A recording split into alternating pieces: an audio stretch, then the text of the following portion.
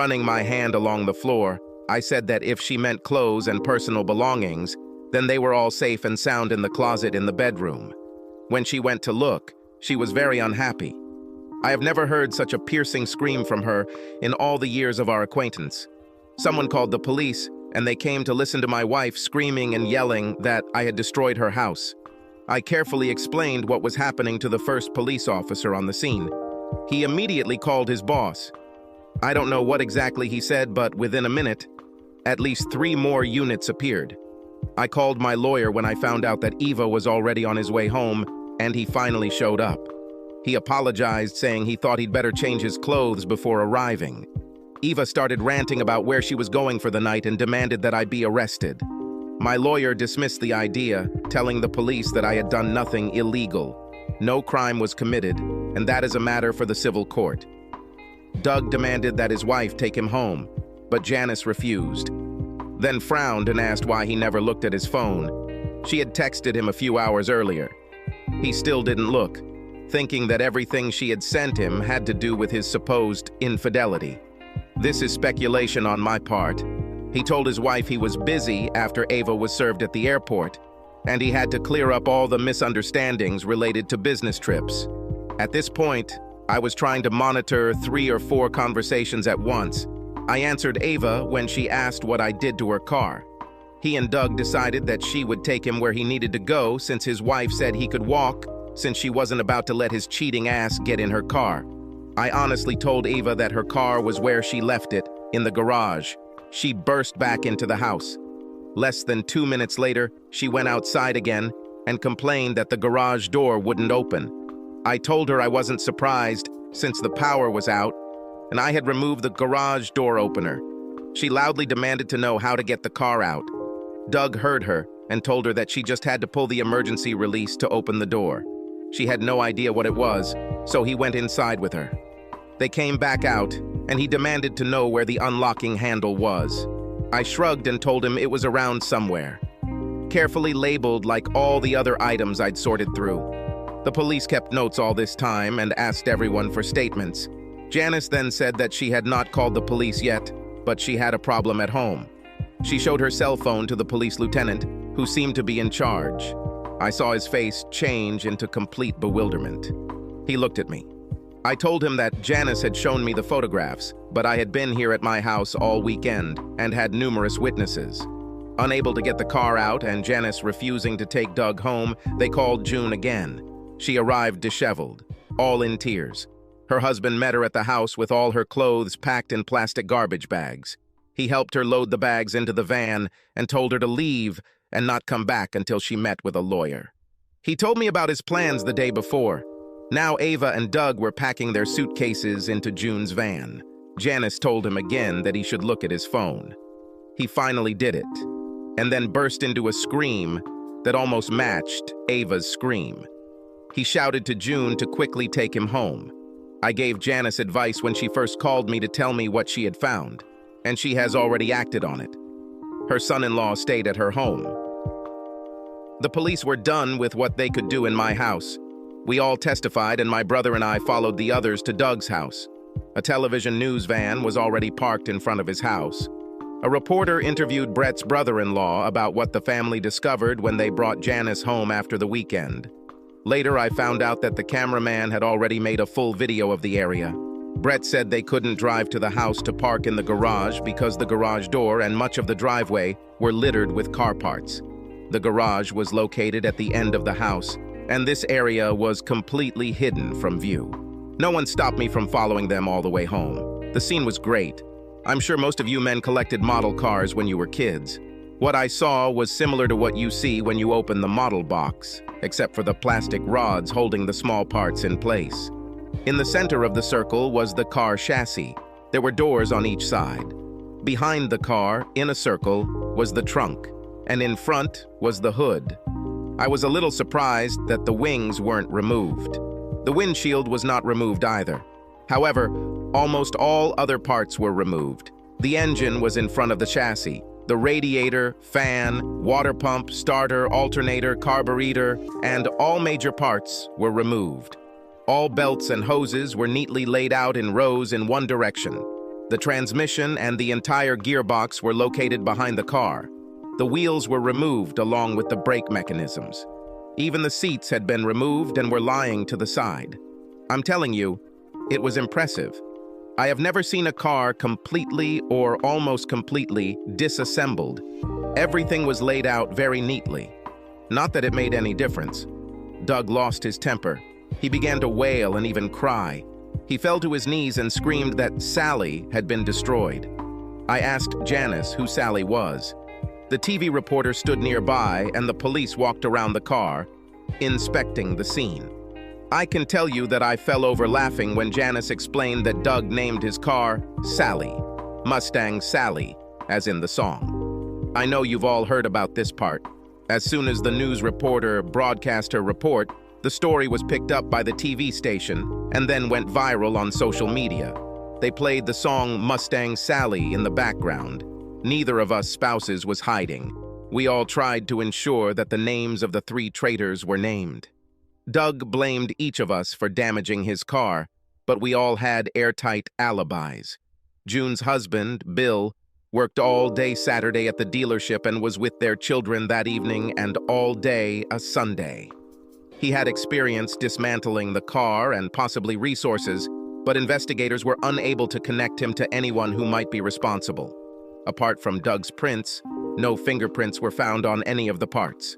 The police even checked the fastening nuts, which were neatly stacked in a pile. Janice spent the weekend with her sister and brother-in-law, as even her children testified.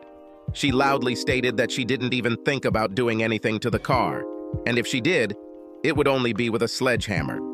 And she was still thinking about using a sledgehammer to finish the parts and finish the job. Even the police laughed when they heard this.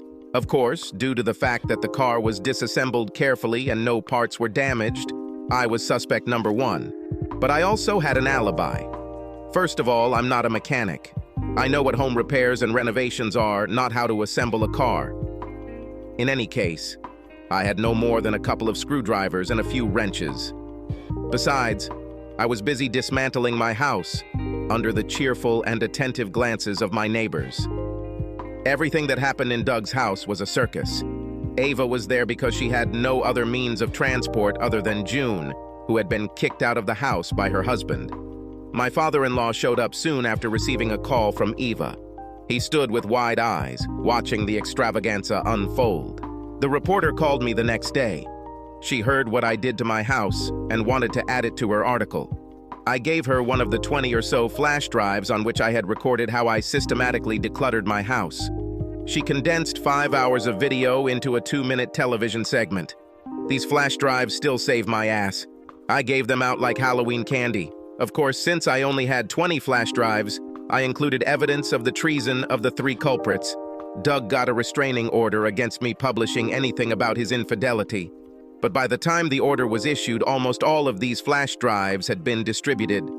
I couldn't control when some of the evidence, including discussions of their affair and even videos of several of their meetings, leaked onto the internet. Even my father-in-law got a flash drive when he asked me if I was overreacting to perceived events. As of today, my status is still in limbo. I intend to insist that the divorce be finalized as soon as possible, but Eva wants to stay married for the sake of the child. The paternity test, which my wife initially protested against, showed that I was not the father of her unborn child. I had to pay extra to have the test expedited, but since the child is not mine, I will get some of my money back from general assets. Ava wanted to be able to discuss the matter privately and wait until the baby was born to do the test, but I made it so public that she had no choice but to agree to the test, despite her lawyer's advice. I have no idea what she plans to do or if Doug will step forward. He may not even be the father for all I know. It's not my concern. My wife found a lawyer who claimed that I destroyed my house. Mine, of course, claimed that I simply picked up my work, none of the components were damaged, and everything was ready for result. From what I've heard, the investigation into who took apart Doug's Mustang has yielded no results. The working theory is that it should be a team of experienced mechanics, someone with the experience to remove the major components without leaving a complete mess behind. The oil, transmission fluid, coolant, and even the brake fluid were drained, and none of the parts were damaged during disassembly. Even June's husband, Bill, told investigators what would have to be done to dismantle the car like that. Components that could be damaged during disassembly, such as manifold covers and valve assemblies, were left alone. Bill told me privately that he wanted to hire these people because they were fast and clearly knew their stuff. He told me that as much as he liked it, he had nothing to do with dismantling the Mustang and asked if I had anything to do with it. I honestly answered, no. Doug paid through the nose to pick up and store the parts. Janice told him he had 2 days to get this junk, as she called it, out of her driveway so she could have access to the garage. Otherwise, she'll hire a couple of the neighborhood boys to dump all that crap in a pile under the shed where Doug kept the car. He knew she was serious. Before any of you think that I got away with it, I will say that I did not come out unscathed. The very next day after Ava returned home, I was immediately fired from my job. I knew my boss was a good friend of Doug's. Doug sent him clients, and he, in turn, recommended Doug when the need arose. My boss was even the one who initially suggested that Ava go to work for Doug. When I was told I was fired, I leaned over to my boss's desk and asked him if he had engaged in sex games, and more specifically, asked if he had sex with my wife. He denied everything, but that didn't stop me from talking a little with his wife to make the assumption I suspected. My former boss's claim that I was poaching clients was dismissed when I demonstrated that I brought many of them to the firm. Several more people said they didn't trust him after he fired me. I agreed to handle all the accounts that followed me on a pro bono basis for 2 months while I worked for my brother for minimum wage. Eva's lawyer claims that I deliberately avoid having a significant income. I claimed that I was just helping friends while I decided on my future career. So I opened my startup accounting firm as a volunteer in an unused office in my brother's building. If any of you need an accountant, let me know. The audience applauded me several times. I felt a little better about my circumstances, but I had to accept that I had lost my wife, my home, and my dreams. Everything is irrevocable. 3 weeks later, I came back to an anger management support group that some of us dubbed Cuckolds Anonymous. I walked up to the podium. I see a lot of similar faces here. I think you're here for the same reason as me. It's difficult to control your emotions. Let me rephrase. It's hard to keep them under control all the time. As my therapists, and I'm sure yours say, it's a fine line between depression and anger. I'm talking to both therapists now. To be honest, it wasn't my choice. I know some of you had to come here because it was ordered by the court. I'm here because my daughter-in-law demanded it. We were all sitting at the dinner table, and my 8-year-old nephew asked loudly, "Uncle Gary, are you mad all the time because Aunt Ava was such a bitch?" Well, angry and bitch are keywords for my daughter-in-law. When asked where he heard it, my nephew pointed to me and said that he heard me talking to his father. My sister-in-law looked at me to correct the situation, so I very carefully said that using the word bitch was not very polite. But yes, I was very upset with Aunt Ava. And then I hit the top 3 keywords when he said, "Okay, I won't say that anymore. I like her. It's a shame she's like this." Can you imagine the looks my daughter-in-law gave me? My brother didn't help at all. He just stared at his plate and shook, trying not to laugh. Okay, long story short, if I want to live with my brother and his family, I will continue therapy, including these group sessions, I announced. I can't afford to live on my own. Now I have no income. I wanted to reduce what I made from the divorce, but people don't understand how difficult it is to even find an apartment without verified income. My daughter-in-law is a wonderful woman and generous to a fault.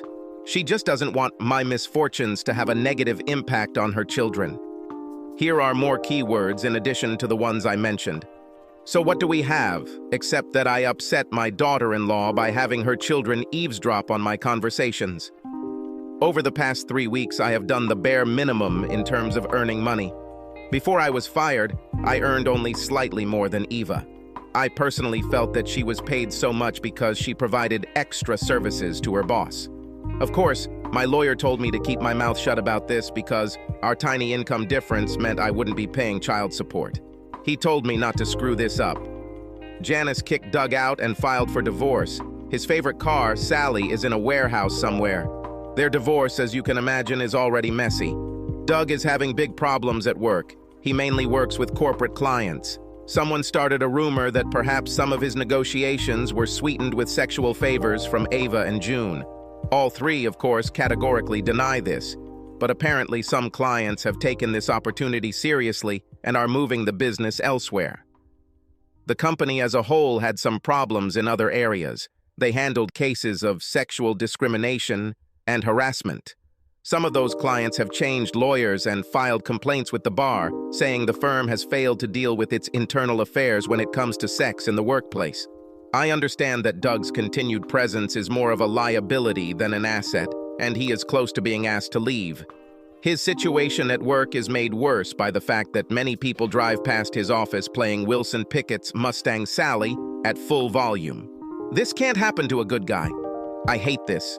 But while I like the idea of him being unemployed, Ava's income could plummet. Her income is very high compared to the average salary for paralegals, especially considering her short time in the field.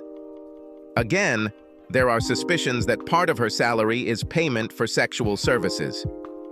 They said the same thing about Secretary June. Of the three cheaters, June is the only one who can save her marriage. She struggles to reconcile. She just liked the power she felt. She's playing the child custody card hard. Bill told me that he was considering saving their marriage if she agreed to a prenuptial agreement. She convinced him that the rumors about sex with clients were lies. My marriage, on the other hand, is over. I wouldn't leave her if the child was mine. All we have to do is divide the property. The judges, and I use that term in the plural because Ava appealed the original decision, said that I had the right to take back my own sweat equity in my former home. I didn't damage any components. I simply uninstalled them and left them ready to be reinstalled or sold. I gave Eva ownership of everything I placed in our bedroom, but she had to pay the bill for packing and removing it all immediately. Otherwise, I would consider it community property. Her father helped her pay and coordinate it. I wanted to quickly remove things from the house, but I refused to even lift a finger to help. Eva tried to persuade me to help so that we could talk. I refused to speak to her without my lawyer present. My sister-in-law went to observe and make sure that Eva only took things from the bedroom. My soon-to-be ex-father-in-law finally looked at the files I gave him and told me in private that he understood my actions, but he still had a responsibility to take care of his daughter. I think Ava went back to her old room in their house. At our first joint meeting with the lawyers as part of the division of property, I suggested that Ava take her half of the household appliances and appliances. She could choose what she wanted, and I would take something of similar value. She stared at me when I said I would give her first choice of toilet. She wanted to buy my half for a nominal price, saying that she would hire a team to put everything back together. I knew what she and her lawyer were thinking. The whole was worth much more than the sum of the parts. Being an accountant, I also knew how much I could afford to offer her and still stay below the break-even point. I kept offering more than she did. She wouldn't be able to get funding anyway. I couldn't do it on my own either, but my brother supported my game financially. Ava refused to sell to me for any reason. In the end, her lawyer demanded that everything be sold at a public auction and the proceeds split. My lawyer weakly argued that we would lose too much. He lost the decision, which didn't bother him or me. Eva tried, but could not find a buyer who would offer an amount close to what I offered. My brother initially offered to buy the shell of the house for half of what my ex and I put in, but was turned down. In the end, he bought it at auction for 70%. The house was in excellent condition, but few investors were willing to outbid my brother. I'm sure some of these investors were interested, but knew my brother would never work for them again. And other people involved in trade would follow their example. Eva's lawyer briefly protested the lack of compensation for his client, but had to admit that the auction was his client's demand, and they unfortunately refused my much higher offer. So basically, I lost my ass dealing with the divorce. Unemployed and with a small percentage of my assets, I am still living in my brother's guest room. To compensate him for the rent, I began work on restoring my old home. Everyone knows I tore apart my house, but no one has any idea who took apart Doug's beloved Mustang, let alone provide any evidence. Doug even hired his own investigators. All traces turned out to be dry. My financial statements were reviewed to see if I had paid anyone. I had to give them access to my cell phone and computer. June's husband, Bill, too. No connection has been found to anyone who may have carried out this deed. The whole story became fodder for social media after it originally appeared as a topic on network television.